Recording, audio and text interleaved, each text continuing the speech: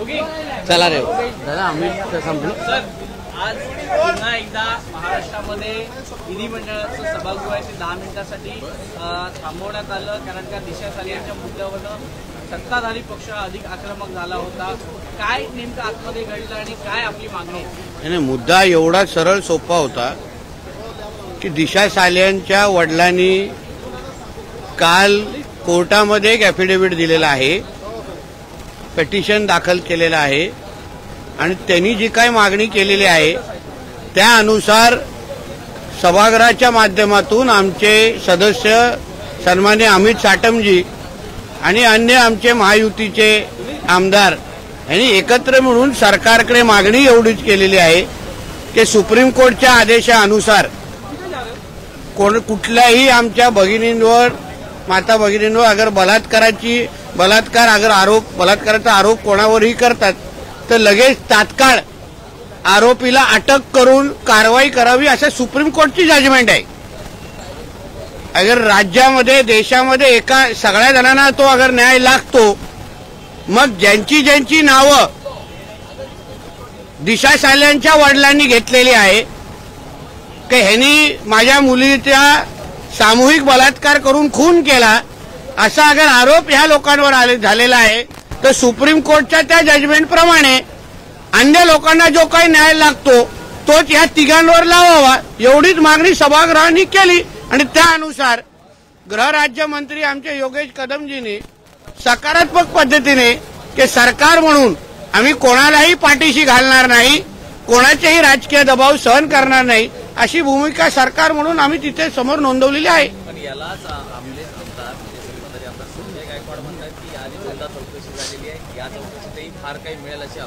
ठीक आहे, ते त्यांचं वैयक्तिक मत आहे. आपण प्रत्येकाला आपलं वैयक्तिक मत आहे, कोणाला किती ह्या केसची माहिती आहे हा संशोधनाचा विषय आहे, म्हणून त्यांना त्यांचं वैयक्तिक मत मांडण्याचा अधिकार आहे. एसआयटीने आपल्याला समन्स बजावलं होतं की काही पुरावे असतील तर आपण त्यांच्याकडे जाऊन सादर करावे किंवा माहिती द्यावी, पण आपण तिकडे गेले. बरोबर, तर तुम्हाला पुढचं मी काय पत्र दिलं त्याची माहिती आहे का? माहिती आहे तर द्या माझ्याकडे. तर ती माहिती मी एसआयटीच्या प्रमुखांना अर्धवट माहितीवर तुम्ही प्रश्न विचारता, अर्धवट माहितीवर तुम्ही तुमचं चॅनल चालवता, ह्याच्यावर माझा आक्षेप आहे. कारण का तुम्ही पत्रकार म्हणून सगळ्या गोष्टीची तुम्हाला माहिती असणं हे बंधनकारक आहे. मुळामध्ये एसआयटीच्या प्रमुख म्हणून एसआयटीमध्ये चिमाजी आप्पा नावाचा एक अधिकारी होता, जो चिमाजी आढाव नावाचा अधिकारी होता, तो त्या केसमध्ये इन्व्हॉल्व होता. जेव्हा ती केस झाली आमच्याकडे माहिती आहे की तो त्या केसमध्ये त्यांनी सगळं कव्हरअप करण्यामध्ये मदत करत होता. तर मी एवढेच पत्र लिहिलेलं की बा तुम्ही मला इन्क्वायरीसाठी कोणासमोर बोलवताय, तेव्हा जो ज्याच्यावर आम्हाला संशय आहे त्याच्या समोरच आम्ही जाऊन माझी माहिती द्यावी, पुरावे द्यावे, जेणेकरून तो उचलणार आणि आरोपींना देऊन टाकणार. ही माहिती आहे का तुमच्याकडे? अर्धवट माहितीच्या जोरावर मग आपल्या बातम्या चालवणार आणि टीआरपी वाढवणार नेहमीसारखं.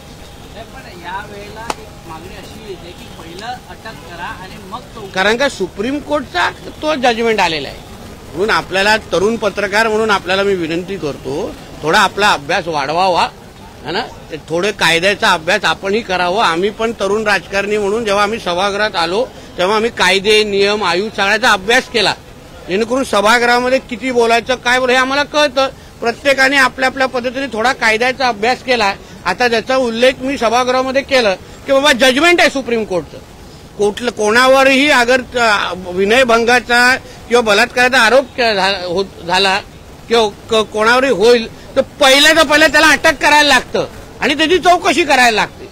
अगर अन्य लोकांना तो न्याय लागतो तर मग ज्यांची 3 नावं काल दिलेली आहेत तिच्या वडिलांनी दिशा सालियांच्या, मग त्यांना अटक करून चौकशी करावी असं सभागृहाने गृह खात्याच्या राज्यमंत्र्यांकडे मागणी केलेली आहे. त्यानुसार ते निर्णय घेतील. कायदा आहे, कायद्यानुसार तिथे आहे. तर त्याचा हा प्रश्न तुम्ही पायतर बाजून साठवून ठेवा, योगेश कदमजींना विचारा, तुमच्या जवळचे आहेत.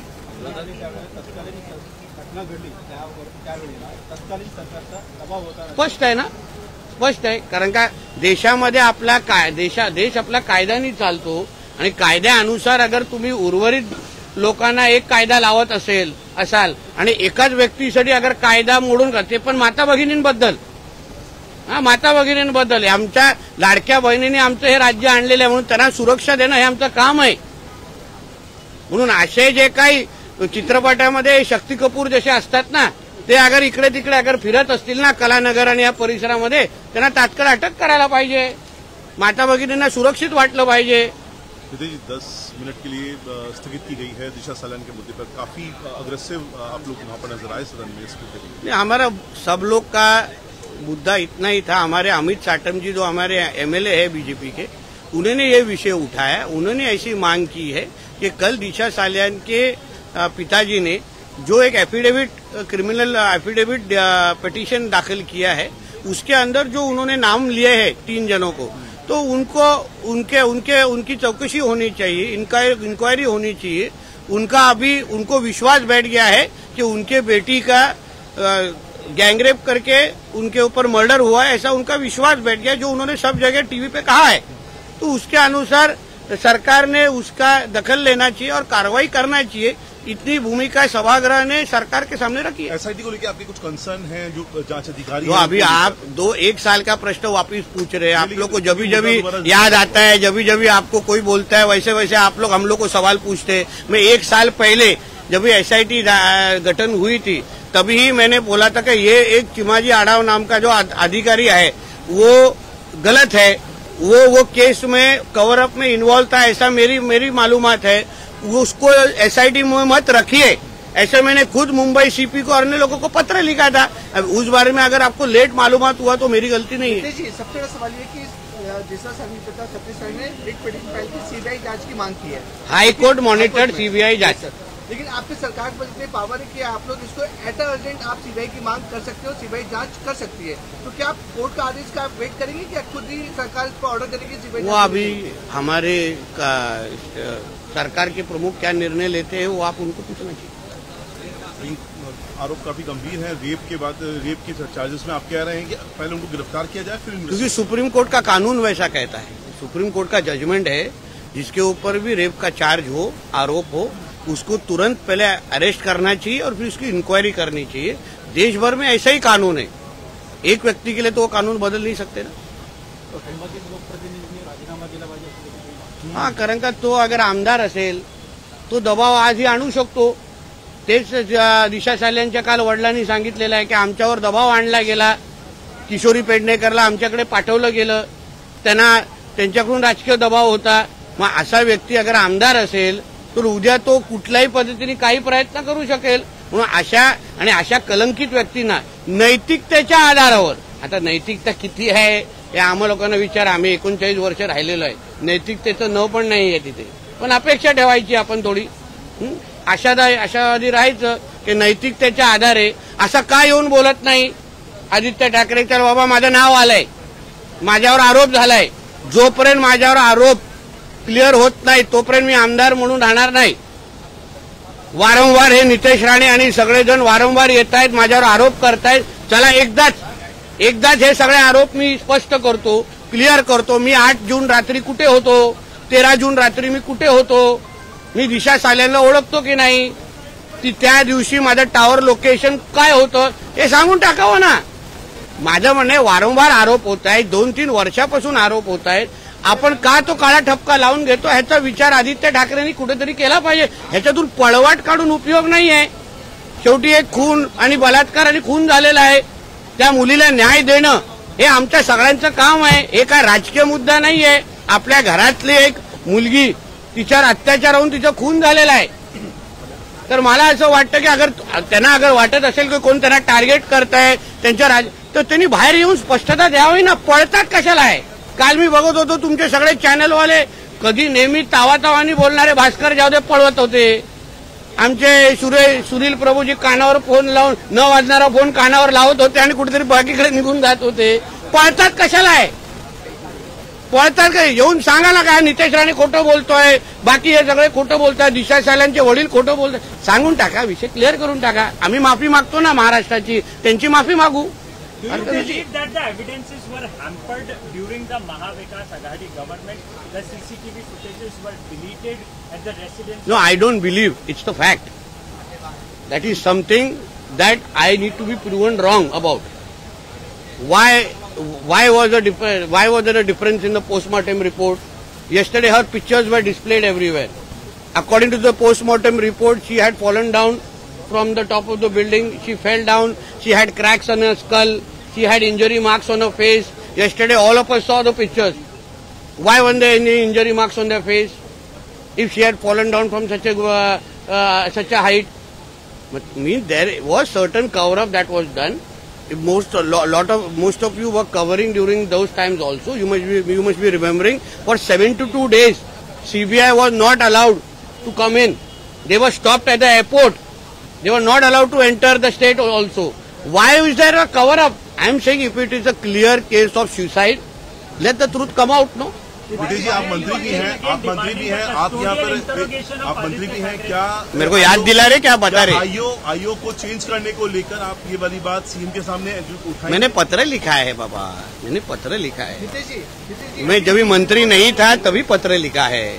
तो मुझे ऐसा मालूम लगता है कि अगर फ्री एंड फेयर अगर इन्वेस्टिगेशन होना हो SIT का, तो उन्होंने जो कोई कलंकित लोग है उनको उधर रहना बराबर नहीं है ना, उनको निकाल लीजिए। नितेश जी, डे 1 से आप बोल रहे हैं कि ये सुसाइड नहीं बल्कि मर्डर है। मर्डर किस हिसाब से सर, क्या कौन मास्टरमाइंड है, कौन बड़े लोग हैं जो? अरे अभी और 3 नाम उसके पिताजी ने लिए, आदित्य ठाकरे, सूरज पंचोली, डिनो, उसके पिताजी ने नाम लिए, तो भी आप बोलते कौन मास्टरमाइंड है? कौन होएगा मास्टरमाइंड? कौन होएगा ना? Ask yourself, yesterday the father has taken names. अब और आपको क्या चाहिए प्रूफ? उसमें ना नितेश राणे ने नाम लिया है, ना किसी और ने, उसके पिताजी ने नाम लिया है। जिसने अपनी बेटी खोई है ना, उसके पिताजी ने नाम लिया है। रादर देन चेजिंग मी और chasing us, you should find where is he, where is Aditya Thackeray, why is he not answering from last night, why is he not coming in front of the public, why is in the Uddhav Thackeray family coming out and saying ये मेरे बेटे के ऊपर जो allegation लगे हैं ये गलत है? क्यों नहीं हम लोग को रॉन्ग कर रहे? आप ढूंढना चाहिए, थोड़ा भाईकाला में जाइए। नितेश जी, रानी का बाग है वहाँ। अब गलत जगह ढूंढते इसलिए आपको मिलता नहीं है आदमी। इस मुद्दे पर कई आदमी नहीं मतलब नितेश जी, इस मुद्दे पर उद्धव ठाकरे कुछ साल पहले कह चुके कि मेरे बेटे को जानबूझकर फंसाने का प्रयास भारतीय जनता पार्टी द्वारा। वेरी गुड, पॉलिटिकल आरोप नहीं है। उसके खुद के पिताजी भी अभी गलत बोल रहे हैं क्या? प्लस अभी कल किशोरी पेडनेकर ताई ने किधर तो फोनो देते हुए कहा है कि उसके माँ बाप ने पैसे मांगे। आप पढ़िए उनका, सुनिए उनका फोनो है, तो वो भी एक केस दायर करना चाहिए कि ऐसे उसके माँ बाप के ऊपर क्यों आरोप कर रहे हैं लोग। वो क्या कर रहे थे पेडनेकर ने? किशोरी पेडनेकर किसके पार्टी की मेयर है थी? तो उद्धव जी को अगर लगता है हम लोग सब लोग पॉलिटिकल आरोप कर रहे हैं, तो फिर उन्होंने राणे साहब को क्यों फोन किया और बोला कि मेरे बेटे को बचाओ इसमें? खुद नारायण राणे साहब को फोन किया था, एक नहीं 2 बार किया था। आपको भी 2 बेटे हैं, मेरे बेटे से कुछ हुआ रहेगा गलती तो उनको बचा लो आप। गुहार लगाई थी राणे साहब, पूछिए राणे साहब को, राणे साहब ने ऑन रिकॉर्ड कहा है मैं उन्हीं का बेटा हूँ। सर, आता आदित्य ठाकरेंनी प्रतिक्रिया दिली आहे, त्यामुळे सातत्याने आम्हाला बदनाम करण्याचा प्रयत्न केला जातोय। हे सगळं प्रकरण जे आहे ते आम्ही कोर्टात पाहू असं आदित्य ठाकरे। हो, चांगली गोष्ट आहे ना, कोर्टातच पाहायची आहे। आम्हाला नका उत्तर देत बसू, तुम्हाला जास्त त्रास नाही देणार।